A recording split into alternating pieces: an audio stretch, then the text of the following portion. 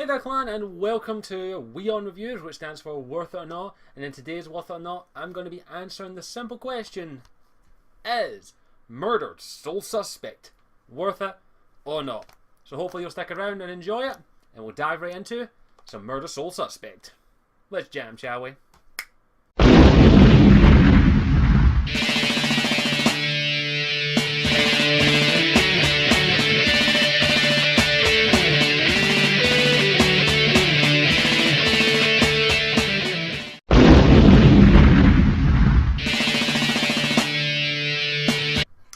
Okay, firstly, this is not a game that's bought brand new. This has been out for maybe about a month, I think, by now. This was a game that was announced, I think, maybe a year or two ago. I'm not 100% certain. But it came out, and it is a game that I actually kept my eye on. I was a bit excited for this game, and this was a game that I was like, yeah, this might be my kind of game to check out because it's a unique game and it is a story-driven game. I apologise, I had to stick my phone on silent there. It is a heavily story-driven game, and I will get into that in a moment or two. But yeah, I was kind of excited for this game. I do like I like my crime TV series. I like NCIS. I like Murder She Wrote, CSI. I love watching them every now and then. I fell up with them I only watch them every now and then. But I also like the Supernatural. I loved Supernatural, the TV series, for quite some time until it started getting really fucking weird. I love the Supernatural. That's something I was, and combining that with a murder mystery is something that I thought was quite cool, and that's why I picked this game up. That's my reasoning I picked this game up. Let's dive into the review now, properly. Let's talk about, firstly, the strongest point of the game, and by far probably the most important part of this game, the story and the characters. This game is heavily driven by the characters and the story. You play as, what's his name again? Ronan O'Connor. Yeah, he's Irish. You play Ronan O'Connor, who was investigating a series of murders by a person known as the Bell Killer in the town of Salem, Massachusetts. Is it Salem, Massachusetts? I think that's where Salem's located. You all know the place, Salem, the place where the witch hunts were heavily used. And you are investigating the case, and you start off the game by getting murdered by the killer. That's how it starts off. You are killed, you are basically murdered in cold blood by the Bell Killer. And you have to find out who he is. That is your whole purpose in this. You are shown the light that everyone supposedly sees that when they die, to heaven or whatever. They don't say heaven in this game. It's basically they're keeping it as vague as possible, to the place where you go after death. They keep it as vague as possible, and he can't cross over because he has unfinished business. You know, the whole story is your spirit can't pass over into the afterlife until you finish the business that you have left unfinished. And that his unfinished business is to catch the Bell Killer. That is his whole business. He has to catch the Bell Killer and figure out what the hell is going on. That's his whole purpose in this. And Ronan O'Connor is he's a typical cop stereotype in a way that he's a former criminal. He was actually part of a crime family, apparently. His past is left a bit vague. You have to figure out more about his past as you play throughout the game, picking up collectibles, learning more about his family and all that. But he was a criminal until he actually met his wife. He actually met his darling wife, and his wife was actually murdered.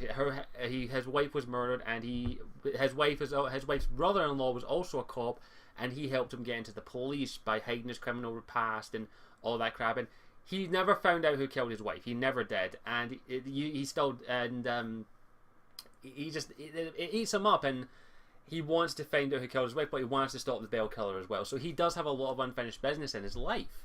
And he is a bit of a stereotype in a way. He's very good at his job. He knows, since he was a criminal, he knows how the criminal mind works. So he's like, right, why would this killer do that? Why would he do this? Why would he do that? And he's also got a shit ton of tattoos. Tattoos all over the place because each tattoo means something different of his past and all that. His tattoos actually do mean something. And he's rather interesting, and I'm not gonna lie, he is a bit stereotypical in a way. And the game, he's not a fan. He's not a new character. This character has been done before. I can't think off the top of my head of a character like him, but there have been characters in the past that I do remember who are exactly like this. Former criminals who became police officers, who solve crimes. Except for in this spin, he's dead. He's a ghost. He's Casper. And that's the whole premise of the game, basically, for the story. You do meet other characters in there. You do meet a medium. What the hell's her name again? I can't remember her name. You meet a medium, a teenage girl who can see you. She can see you. She speaks with spirits and all that. And it's in her family. Her mother is a medium, and her mother has actually gone missing. Her mother was also on the case of the bell killer. She was working along police to figure out who the hell the bell killer is. And she went missing, and her daughter's finding it, and you also would help her daughter trying to find out what happened to her mother. So there's a bit of a side story there, but all the story is interconnected. The story is the main part of this game. It is the story and the characters are the main part of the game. I do apologise, I can't remember the girl's name. I'm horrible with names. That's why I have this with me, because it's Ronan O'Connor and his name's there. But does it have her name in here? No, it doesn't. Never mind. But that's the main aspect of the game. This game is heavily story driven, and there are collectibles also in the game that are also story driven. You will find notes that were written by his wife, like after either talking about their past, like how they met, talking about their first date, talking about her brother. There's a bunch of collectibles with that, and a lot of them are very well written and actually do feel quite heartwarming. There's definitely well written ones there. There's also collectibles that will reveal past and history about the town of Salem that you're in, including sort of like effigies, or what's the word to describe them, like ghostly objects. The shape is it takes a ghostly object, and you have to find a certain amount of them, and you'll unlock a fable of basically a murder story of Salem. You will find out about one murder case that happened in Salem, how it was solved, what happened, and it's actually fully narrated, which is very well done and very well voice acted by different people. And a lot of the stories are creepy as shit. It's talking about like the past and all that of Salem, and I absolutely found it really, really cool. That was actually a good feature that they added.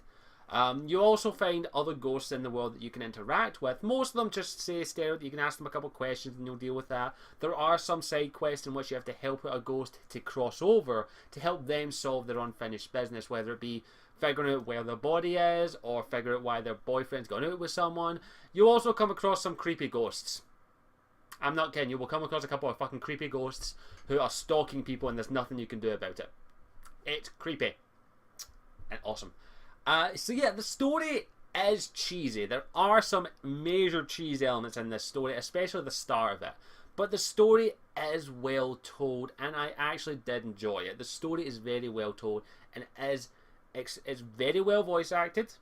There are some hiccups here or there, but it was still overall well voice acted. The cinematics were well done. The history of Salem and the atmosphere as well was very well done. You actually felt like you were in a haunted town, and it was very well done, and I do like that. It's definitely the strongest part of this game. It was fun in that instance. Rather short, but I'll get to that in a minute. Let's talk about gameplay. There isn't a lot. The most gameplay that's involved in it is solving the case. You will go to crime scene, or you'll go to areas where you'll analyze evidence. You'll think about it. You'll look at an object. You'll use your ghostly powers to hover over images and reveal pasts about them and reveal secrets here or there. You'll possess people, read their minds, influence them to try and remember or react in a particular way, and you'll analyze the evidence to help solve the case. That's the majority of the gameplay. Most of the other gameplay is you walking from A to B and getting the collectibles. There is some minor combat. You will come across demons. These are spirits who have lost their way, who have just went insane and actually feed off of... Basically, they're Dementors from Harry Potter. They look exactly like Dementors from Harry Potter. That's the best way I can sum them up. They will kill you. They will suck away your soul to basically kill you again and make sure that you can't cross over. And you basically have to hide from them in these little... You can either possess people or hide in like dimensional rifts that are around the world. Or you can wait for them to turn you back, and then you execute them with a quick time event. There isn't a lot of gameplay in this game. That you mostly is walking about, analysing the evidence around you. There is not a shit ton of... There's not a lot of gameplay. That's flat out what I'm going to say. There just isn't a lot of gameplay in this one. The main aspect of the game is the story and the information gathering, and solving the mystery. That is it. There's not a lot of gameplay. Sadly, sorry, I thought I had some. I'm trying to think of anything else. Really, there's not much else with the gameplay. I'm going to be honest. There is barely any gameplay. It's still enjoyable. It works fine though. No bugs, no major problems. Graphics are good. The graphics look fine. They definitely look like they look like high. They basically looks like a game that could be on the PS3 and the latest life cycle, but still looks good in the PS4. It still looks like a good game.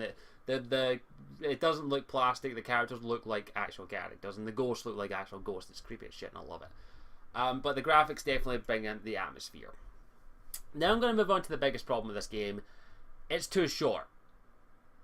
If you were just to do the main quest alone, like just never mind the collectibles, never mind the side content, and do the main quest, you could probably beat this game in about maybe a speed run up, maybe 2 hours. But if you took your time, like just analyzing everything, this was your first time playing through it, probably 4 to 5 hours, I'd say. You could beat this game fairly quickly. I'm not gonna lie. If you're like me and you're doing all the collectibles, you could probably do it in about, I want to say, 5 to 8 hours, depending if you can't find one collectible. Sounds like a nightmare. I didn't find every collectible. I missed 4. They were chalk drawings. You'll find chalk drawings you'll actually encounter, the first ghost you encounter is actually a girl from the witch hunt. She's a little girl who was killed during the witch hunts. And you will find her, and she actually draws chalk drawings all over the place, and you have to find them, and some of them are quite trickily hidden. They're actually kind of sneaky that way. I missed about 4 of them, and they didn't really add anything to the story. They were just little Easter eggs, and not Easter eggs. They didn't really add a lot to the story. Just gave you a little bit more hint to that. But what I will say about the collectibles though is if you don't, you actually miss out on some aspects of the story if you don't get the collectibles, especially the ones that tell a little bit about Salem's past with those little many cutscenes in the game. But also, if you don't collect, you actually lose a bit of the story, in my opinion, because they did. You'll still feel complete when you finish the game if you don't get the collectibles, but getting the collectibles actually adds a little bit to it, and I actually did enjoy that. Those are the kind of collectibles I like. I don't mind stupid collectibles that give you extra stuff, but I like ones that add to the story. That's my kind of stuff. I like collectibles that add to the story, and they actually did add to the story, and they were very well done. I'm not gonna lie. I had fun with this game. I really, really did. The collectibles, the story, the characters. I had fun with the game. I did enjoy it. Is it groundbreaking? Is it phenomenal? No, the story is nothing spectacular, but it is well done. The story is fun. It's not bad. This could be a TV series. This could be the start. This could be a pilot to a TV series. This could be the first season of a TV series in a way, like a 5-episode miniseries. And it would still be fun. It would still work. But as a game, it just doesn't have a lot of content to it. It doesn't really have, in my opinion, a lot of replayability. But really, the question you have to ask yourself, and this is what I asked myself, is: was I satisfied? Did I enjoy the game? And I did. I enjoyed the story. There are definitely better stories out there, but this was something different, something unique that I gotta give props for Square Enix for actually releasing a single player game that is only like maybe 4 to 8 hours long, depending on what you're doing at, and has no multiplayer. That is hard. That is a rarity these days. Every game that comes out normally has multiplayer. It's rare to find a game that doesn't have multiplayer, and also a game that is purely story based. Like I can tell you, I can see this game in like 5 to 10 years. This will be a cult hit. I can guarantee that, because it definitely has that kind of vibe about it. That this is a game that will have some kind of cult hit. Sorry, there's a teddy staring at me. It's creepy. That in like 5 years they'll be going, oh, have you heard of this game called Murdered Soul Suspect? It's such a fantastic game, and the people will pick it up. I guarantee that this will probably be a cult hit, and you'll be hearing people say, oh, you have to play it, if you love this supernatural kind of stuff. And I'm going to be honest, it does handle things well. It does handle things, the supernatural element of Salem, very well and very respectfully. It doesn't put blame on one person. It shows you that the witch hunts were fucking massacred. They were horrible. Hundreds of thousands, if not millions of women were killed, and men. Because, what? God said though? I'm not going to go into that. I have my own opinion about that thing. but they don't go into it too deeply. It's mostly a setting for the actual story of Ronan O'Connor. It's just the main setting for his story, but it does give a little bit of history about it. And while most of it is fictional, it shows you that this thing did happen, and that's what happened. That the witch hunts were not a nice thing. Yeah. Now we'll get to the final thing. I have to answer the question: is it worth it or not? Right, I got this for £35. Do I feel that this is worth £35? I have to be honest, no. This game is not worth £35. While I did enjoy it, I had fun playing it, it was enjoyable, the story was very well done, doesn't matter that it didn't have a lot of gameplay, I actually enjoyed it. But it is still too short. For the price that they're asking, I think that it is... I would say, if you can get this game for £20, like the price of a movie ticket these days, like fucking movie tickets are extortionate these days unless you know how to work the system, or the price of a box set of a first season of a crime series, I would definitely say pick this up if you can get it for that price, or if you can get a loan off of a friend. Somewhere in the range of £10 to £20 I would say this is worth, not 35 or not 40. If you can get it for that, I definitely would say I stretch 25, but I'd have to say that you'd have to really like the supernatural elements to actually justify that. I would say that this is not a must-have game at the moment, but if it does go down in price, I definitely recommend it to people who like the occult and also the supernatural elements of Salem and the witch hunts, and also it's hard to find a game like this anymore. It's hard to believe it, but it's hard to find a game that is fully single-player based, has a good, strong story, and really is just about that. Most games concentrate on mechanics, graphics. This game concentrates on story. And I love that. I'm a story gamer. I love that. I give major props to them for doing that, but I have to say that it's just... This really should probably have not been a full price retail game. I'm going to be honest. It was okay. It wasn't advertised too badly. But I would say that if it goes down in price by about £20, I think that's like $30. I'm not 100% certain. I would say it's definitely worth a pickup. If not, if you can find a place, a rental. I'd say probably rent it. But if you can find it for £10, £20, I definitely say it's going to have pride in your collection. Especially if you are into the supernatural and the occult kind of thing, I would definitely recommend it for that aspect. If you like crime dramas, I'd also recommend it. It is a very well told crime story, and it does have a little bit of history. It is predictable at points. There are points in the story which are very predictable, but it is enjoyable, and there were no characters that made me want to throttle them. There were no moments in the story that made me go, oh, for fuck's sake, why don't you just do this? There were not, and it even had me at some points. I thought someone else was the killer, and it turned out to be someone else, and I was like, what the fuck is going on? But by about the halfway point, by about the halfway point, I was able to piece things together. But that's the whole point of a crime drama. You're supposed to piece things together. It's supposed to make you think. So yeah, I would recommend this for people who are into the supernatural. But I definitely would say it's not worth the price of admission right now. I would say probably pick it up at a later date. It does do things well, and it actually ends on a decent... It has a decent ending. I felt satisfied with that. It doesn't end on any cliffhanger bullshit. It doesn't leave things unresolved. It's very well done. It felt right. This doesn't feel like it's going to have a sequel. I highly doubt that Murdered Soul Suspect will have a sequel that will feature Ronan O'Connor. His story came to a nice, safe conclusion.